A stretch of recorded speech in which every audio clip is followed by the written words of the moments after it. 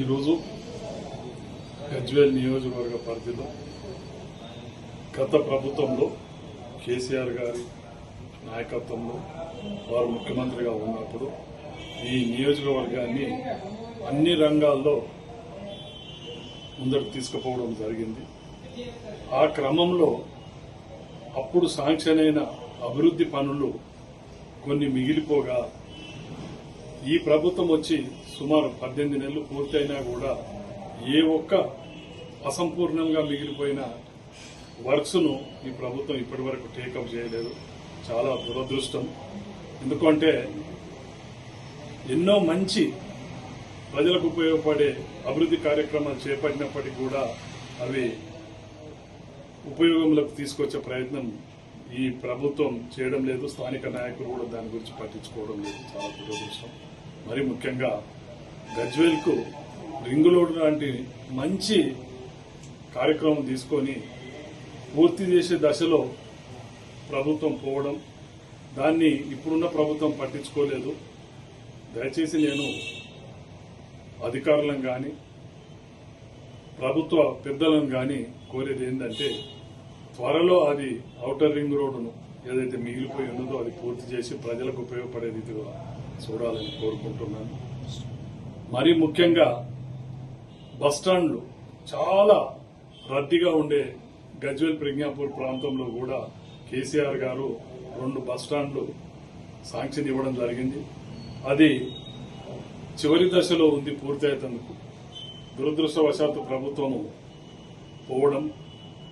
ఇంకొకటి ఏంటంటే మా రవాణా శాఖ మంత్రి ఈ జిల్లా మంత్రి అయినా కూడా ఎప్పుడు కూడా దాని మీద రివ్యూ చేసి అది పూర్తి చేసేయాలనే ప్రయత్నం కూడా చేయడం లేదు.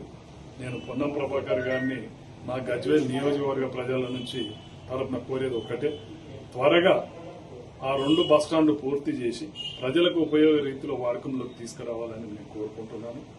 అలాగే మరి ముఖ్యంగా మదర్ అండ్ చైల్డ్ హాస్పిటల్ ఒకటి పెద్ద ఎత్తున కేసీఆర్ గారు ముఖ్యమంత్రిగా ఉన్నప్పుడు, హరీష్ రావు గారు హెల్త్ మినిస్టర్ ఉన్నప్పుడు గజ్వేల్లో చాలా అన్ని సౌకర్యాలకు కూడిన హాస్పిటల్ ఏర్పాటు చేయడం జరిగింది.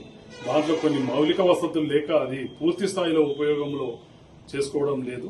అది కూడా హెల్త్ మినిస్టర్ గారు కూడా ఉమ్మడి జిల్లా వాసే కాబట్టి ఆయన కూడా కొంచెం చొరవ చూపి రివ్యూ మీటింగ్ పెట్టి దాంట్లో ఏమేమి కావాల్సినవి అవన్నీ కూడా సమకూర్చి ప్రజలకు ఉపయోగపడే రీతిగా చూడాలని కోరుకుంటున్నాను.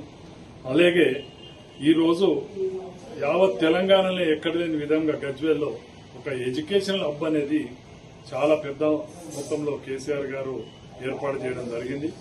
అక్కడ సుమారు స్కూలు కాలేజీకి కలిసి 700 సీట్లు కాలేజీ ఉంటే హాస్టల్ సీట్స్ సరిపడని లేవు.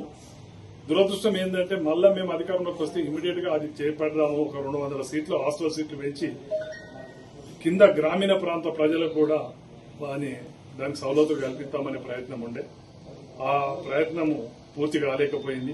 ఈ ప్రభుత్వం అన్నా ఆ హాస్టల్ కాలేజ్ సీట్లకు సరిపడా హాస్టల్ సీట్లను కూడా పెంచి గ్రామీణ ప్రాంత నిరుపేద కుటుంబాల పిల్లలకు చదువుకునే విధంగా సౌకర్యాలు కల్పించాలని ఈ ప్రభుత్వాన్ని ఈ గజ్వేల్ ప్రజల తరఫున ఒక స్థానిక సంస్థల ఎమ్మెల్సీగా నేను కోరడం జరుగుతుంది.